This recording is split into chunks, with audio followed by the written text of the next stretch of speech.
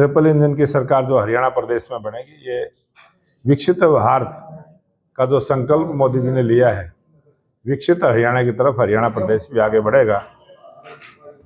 और जो ये निकाय चुनाव का संकल्प पत्र हमने तैयार किया है, इस संकल्प पत्र में हमने कुछ मुद्दे पूरे हरियाणा प्रदेश के सभी निकायों के लिए, कुछ स्थानीय मुद्दों को भी हमने अलग अलग से हर नगर निगम का अलग से एक पत्र को उसमें जोड़ने का काम किया है।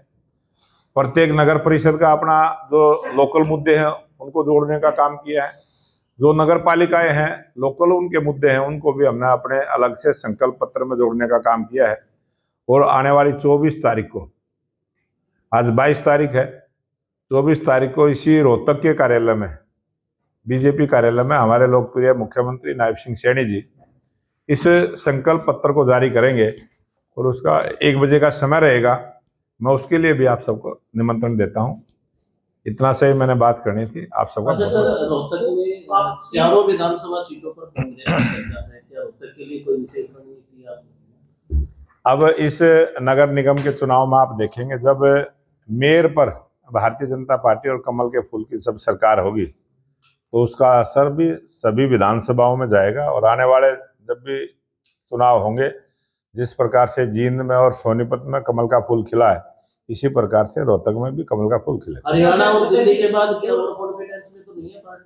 अब भारतीय जनता पार्टी का कार्यकर्ता, भारतीय जनता पार्टी का नेता और भारतीय जनता पार्टी का वोटर कभी भी घमंड की बात नहीं करता, ना हम घमंड में आते। हम जमीनी हकीकत के साथ चलने वाले कार्यकर्ता हैं।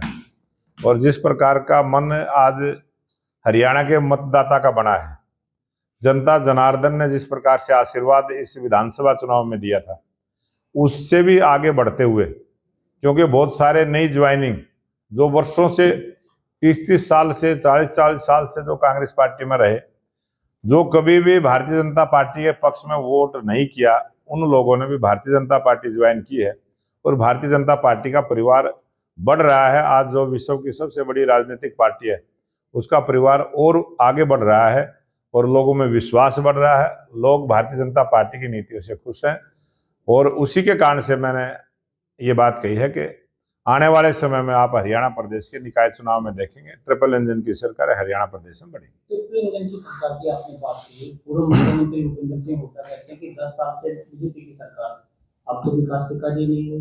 10 साल में काफी व्यवस्थाएं जो चल रही है, रोड टूटे हुए हैं, पानी गंदा आ रहा है कॉलोनियों में। अभी भी लोग जो है ये कह रहे हैं कि युवा जो है रोजगार नहीं, युवाओं को। मैं आपके चैनल के माध्यम से निवेदन करना चाहूंगा भूपेंद्र हुड्डा जी से, अगर उसको कहीं कोई काम नजर नहीं आ रहा है, किसी कॉलोनी में पीने के पानी की समस्या, तो उस कॉलोनी का नाम करके बताएं।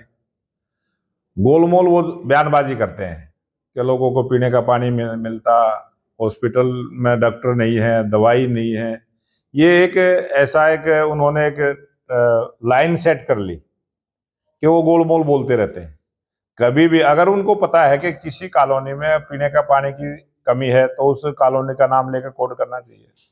किसी हॉस्पिटल में अगर डॉक्टर की कमी है तो वो नाम लेकर कोड करना चाहिए।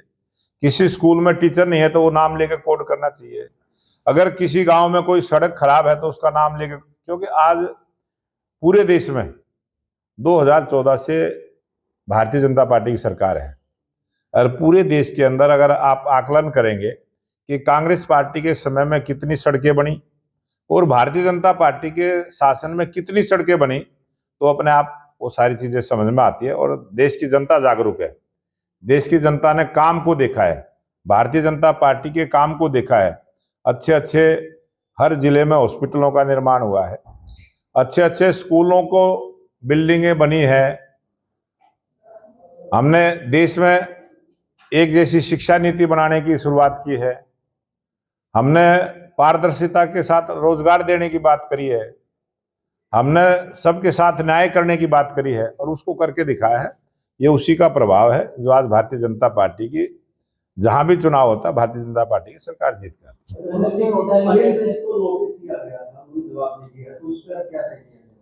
अनिल विज ने उसका जवाब दे दिया था कि वो उन्होंने उसको जला दिया है, वो मुद्दा खत्म हो गया, उसमें कोई बड़ी बात है नहीं। पार्टी संतुष्ट है उनके बाद? हाँ बिल्कुल, पूरी तरह संतुष्ट, जो बात उन्होंने कही। वही भूपेंद्र सिंह हुड्डा कहते हैं जिस तरह से ये हवा में बातें करते हैं कि सरकार हवा हवाई है और जो उनके वायदे हैं वो भी हवा हवाई है। तो एक आधी हवा हवाई वायदे का जिक्र करना चाहिए। हमने जो भी अभी कल का ही बयान था हुड्डा जी का कि महिलाओं के लिए जो 2100 रुपये देने की बात करी थी, मैं हुड्डा जी को बताना चाहता हूँ, बजट तो आने दो। ये बजट से वो 10 साल मुख्यमंत्री रहे हैं, जब तक बजट में प्रावधान नहीं होगा, जब तक कोई नीति नहीं बनेगी, पॉलिसी नहीं बनेगी, वो चीज कैसे नीचे आएगी। और पहला बजट आएगा, आप देखना उसमें सारी चीजें मिलेगी। हमसे जुड़े रहने के लिए हमारे YouTube चैनल को सब्सक्राइब करें और नई वीडियो की नोटिफिकेशन के लिए बेल आइकॉन को दबाएं। अगर आप ये वीडियो Facebook पर देख रहे हैं तो लाइक जरूर करें और ज्यादा से ज्यादा शेयर करें। धन्यवाद।